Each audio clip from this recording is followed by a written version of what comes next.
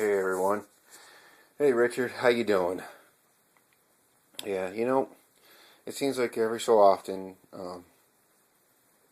excuse me, a video comes up that someone's posted that you know they want to would like a response to it or something, or it deserves a response. And this is one of those videos. I mean, yeah, we're getting a chance to win a great prize, but outside of that, I think we're getting a chance to do something much bigger and better than just winning a great prize. And just like the reason behind his wanting to do this is to get to know people in the community. That's awesome, dude. That is just awesome. So hell yeah, I got to do this no matter what. I'd have to do this. And he wanted to know. And each month you're going to give us a question so we kind of get to know each other a little bit better, which I think is a freaking awesome idea. And this month you're asking the question, what's the greatest horror movie experience we've had in theaters? Well, picked a few movies, going to keep the background real short and simple. God, I can't even speak. Keep it short and simple. And just movies that have really impacted me. That sounds kind of messed up. Anyways, they really meant something to me, and I had great experiences. We'll begin with The Return of the Living Dead. Oh my God, yeah, I got to see this in movie theaters opening weekend. And wow, this is what really got me. I mean, besides the movie, and I was actually drawn into every single character. Even the zombies themselves. I mean, the movie and the way it was written and filmed and done and the musical score, everything just drew me into the whole entire movie. So I was captivated. And it's become, or still is to this day, one of my all-time favorite movies. I mean, not just in the horror genre, but just favorite movies, period. But I will say that what hooked me was the opening scene. Or not scene, well, yeah, I mean, it was the opening just before, it was after the credits or before the credits, I can't remember. But anyways, before this movie came out, whenever you went to a theater, they had, if they're going to say anything about it, it was based upon. They could never claim something was real, okay, or this really did happen. For whatever reason, the stupid censorship. I mean, hell, look at now, you can say ass and shit and all kinds of stuff on TV. But back then, but, you couldn't even say but unless it was, go over there, but you can also go over there. So you couldn't say ass, you couldn't say crap, couldn't say anything like that. So it was heavily censored. And when I went to go into the movie theater, this was the first movie that I had seen that it said, this is a true story. Or it was like, no, yeah, it said, this is a true story. I remember just sitting there going, holy shit.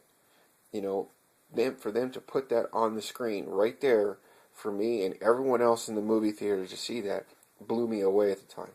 So I thought, wow, I don't know exactly what point in time that took place to where the censors would allow something like that.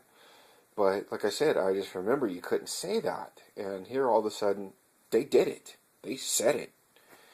And I thought that was wonderful. That was the first hook. So in the theaters, though, I was just hooked into the whole entire movie. And honestly, I didn't want it to end. I really didn't want it to end. But the way, just that opening line, it always has stuck with me, and it's always, in the back of my mind or in my mind whenever I see this or whenever I put this in to watch. Long-winded on that explanation. Now we'll move on to Nightmare on Elm Street. Yeah, I saw this opening night. Oh man, standing in line for the longest time to see about this guy that could kill you in your dreams. And I will say, yeah, I jumped. When I first saw the movie, it scared the living shit out of me. And it's also during this time in the movie where I actually met I'm not, obviously I'm not with her now, but I met this girl and we started dating. And it was this movie that brought us together because we didn't even go to the same school or anything. And I just kept feeling someone kept playing with my hair. And then next thing you know, this shapely leg comes over the seat and it's sitting right across my shoulder. And, she kept messing with me, so I turned and bit her leg. And, yeah, it was during Nightmare on Elm Street. And we ended up talking after the movie and going out for a year. But, yeah, the movie scared the crap out of me, and I got a girlfriend out of it. I mean, you can't go wrong, you know?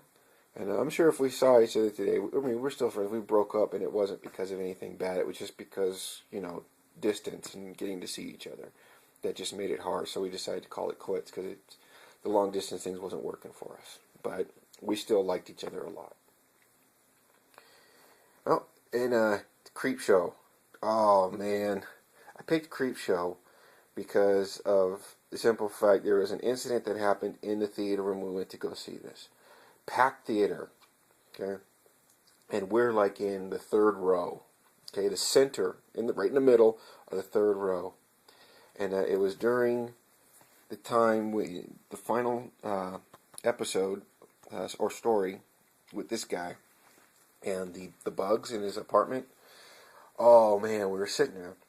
And it was my brother, myself, and I think 3 other people. But one guy, Sheldon. And if you're seeing this, Sheldon, yeah, we still haven't let you live it down, man. When the bugs burst out of the dude's body, Sheldon freaked out, stood up, jumped. I mean, he vaulted over the seat into the people behind us and charged out of the movie theater, freaking out because the bugs scared him so bad. Oh my God, we laughed so friggin' hard. I mean, we're talking about, I say Jesus walked on water. No, Sheldon walked on people's laps to get the hell out of that place. Oh man, we've never let him live that down. That was funny as hell. So that was my movie experience for Creep Show. And then I had to throw in Fright Night. Oh my God. I can't even tell you how many times I saw Fright Night. Now, originally I saw this at the drive-in. Okay? And then later on, it was also at the walk-in theater, so then I went to go see it a couple more times at the walk-in. I fell in love with the movie. This was just, oh my God. I love vampires, and this movie just really, I guess, no pun intended, but sank its teeth into me. It had me hooked. So, I loved everything about it. But, this is just a little background information or whatever. Of course, there's some other movies. Real quick, I didn't see this one in theaters, but I decided to just throw it out there real quick. Everyone knows that's seen my past videos. Phantasm holds a special place in my heart because 12-year-old boy taken to a drive-in theater with his good friend, the same friend that ran out of the theater here, by his mother, who hates horror movies, who fell asleep in the back seat and let these two 11 and 12-year-old boys watch this movie. Yeah, it's just hands down seeing this in the drive-in at that age and everything like that. It's one of my favorite movies, and every time I think that, it brings back such a smile on my face and happy memories. My mother was just so friggin' cool. She was just awesome. But the movie I'm going to pick ultimately for this question, because you said narrow it down to one, is one that I know a lot of people say, well, it's not the best in the series, and I don't know if anyone else is going to say it, but Army of Darkness. I've never shared this before, but at least I don't remember ever sharing it before, but I'm going to share it now. Opening night, when this came out, my wife and I, we had just started dating, okay? So, we hadn't even been dating a year, and Army of Darkness came out. We were big, huge Bruce Campbell fans, and, so we said, oh, we got to see the movie.